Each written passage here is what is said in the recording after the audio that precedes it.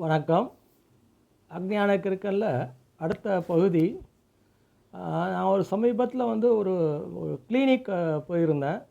அந்த கிளினிக்கில் பார்த்திங்கன்னா, இந்த மேற்படி ஒரு சார்ட் ஒன்று பார்க்க வேண்டிய ஒரு சந்தர்ப்பம் ஏற்பட்டது. அதில் என்னென்னா, எத்தனை நாளைக்கு ஒரு வாட்டி கீழே இந்த மேற்படி உணவுகளை சாப்பிட்ணும், அதாவது காய்கறி அந்த மாதிரி இதுன்னா டெய்லி சாப்பிட்லாம். அது மாதிரி சிக்கன் ஐட்டம், ஃபிஷ் ஐட்டம்னா வாரத்துக்கு ஒரு வாட்டி, மீட் ஐட்டம்னா மாதத்துக்கு ஒரு வாட்டி அப்படின்ற ஒரு சார்ட் ஒன்று போட்டிருந்தது.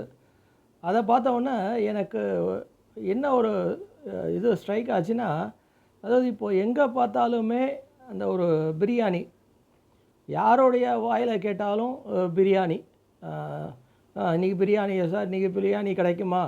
அது கல்யாண விழா எடுத்துக்கிட்டாலும் சரி, காது குத்தலாக எடுத்துக்கிட்டாலும் சரி, இல்லை ஒரு பர்த்டே பார்ட்டியாக எடுத்துக்கிட்டாலும் சரி, எந்த வீடாக எடுத்துக்கிட்டாலும் அந்த உடனே கேட்கக்கூடிய கேள்வி என்னென்னா, பிரியாணி கிடைக்குமா, பிரியாணி போடுவீங்களா, சிக்கன் பிரியாணியா, மட்டன் பிரியாணியா, இப்படிப்பட்ட ஒரு இதுதான்.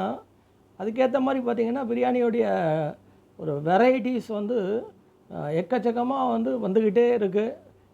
அது தெரியும், பேரை பார்த்தாலே தெரியும், தலப்பாக்கட்டி, அப்புறம் இந்த மாதிரி நிறைய ஒரு வெரைட்டிஸ், ஹைதராபாத் பிரியாணி, அந்த ஊர் பிரியாணி, இந்த ஊர் பிரியாணி.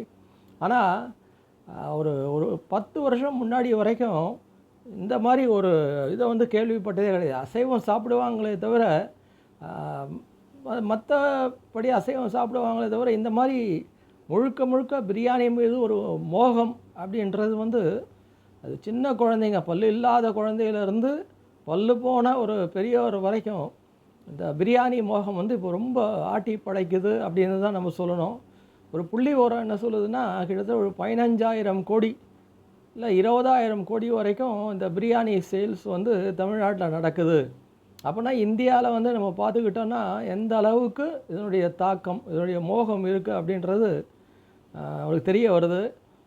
இது ஏன் இப்படி இந்த கருத்தை நான் சொல்கிறேன்னா, இந்த டயட்டீஷியனும் சரி, இந்த டாக்டர்ஸும் சரி, பிரியாணி எடுத்துக்க வேண்டியது தான். அது மாதத்துக்கு ஒரு வாட்டி இல்லை ஒரு அக்கேஷனாக எடுத்துக்கலாம் அப்படின்ற மாதிரி அவங்களுடைய ஒரு கருத்து. ஏன்னா இதனால் உடல் சம்மந்தப்பட்ட ஒரு பாதிப்பு, மனம் சம்மந்தப்பட்ட ஒரு பாதிப்பு.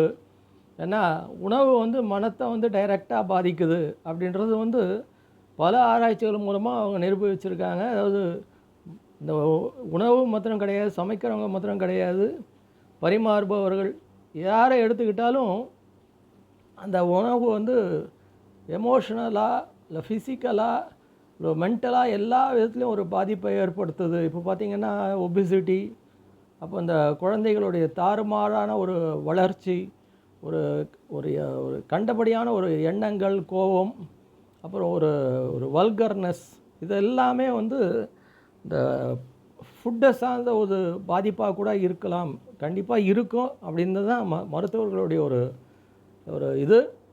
அந்த காலத்தில் ஒரு இட்லி தோசையே ரொம்ப ஒரு அரிதான உணவாக இருந்தது. ஆனால் இப்போ பார்த்திங்கன்னா இந்த இது பிரியாணின்றது ஒரு என்ன சொல்கிறதுன்னு தெரியல, அப்படி ஒரு ஆட்டி படைக்குது. அது மாத்திரம் இல்லாமல் நைட் 12 மணி ஆனாலும் சரி, 1 மணி ஆனாலும் சரி, இந்த ஃபாஸ்ட் ஃபுட்டு இல்லை ரோடோர கடைகள் இதெல்லாம் பார்த்திங்கன்னா நைட் அண்ட் டே சாப்பிட்டுக்கிட்டே இருக்காங்களே ஒழிய, அதுவும் இந்த மாதிரி ஒரு என்ன சொல்கிறது, கொழுப்புள்ள ஒரு பதார்த்தம், ஒரு இதை சாப்பிட்டு அவங்களுடைய ஹெல்த்து இதுதான் பாழடிக்கப்பட்டு கொண்டு இருக்கிறது அப்படின்றது தான் ஒரு கவலைக்குரிய ஒரு இதுவாக நினைக்கிறாங்க. இந்த மோகம் எப்பொழுது தீரும்னு தெரியல. அந்த மோகம் தீர்ந்து ஒரு உடல் ஆரோக்கியம், ஒரு மன ஆரோக்கியம் இப்படி இருந்தால் மற்ற ஒரு பாரம்பரிய உணவுகளுக்கும் ஒரு முக்கியத்துவம் கிடைக்கும், அதனுடைய ஒரு இதுவும் காப்பாற்றப்படும்ன்ற ஒரு எண்ணத்தில் தான் இந்த பதிவை, அதுவும் அந்த சார்ட்டை பார்த்தோன்னே எனக்கு தோணின பதிவு. ஏன்னா இப்போ இந்த வார்த்தைகள் நான் அடிக்கடி கேட்குறேன். யாரை கேட்டாலும் இன்றைக்கி பிரியாணி உண்டா, இன்றைக்கி பிரியாணி கிடைக்குமா, என்ன ஸ்பெஷல் பிரியாணி அப்படின்ற மாதிரி ஒரு கேட்க இந்த பதிவை போடணுன்ற ஒரு எண்ணம் எனக்கு வந்தது. ஸோ மீண்டும் ஒரு அடுத்த பதிவில் சந்திக்கலாம். நன்றி, வணக்கம்.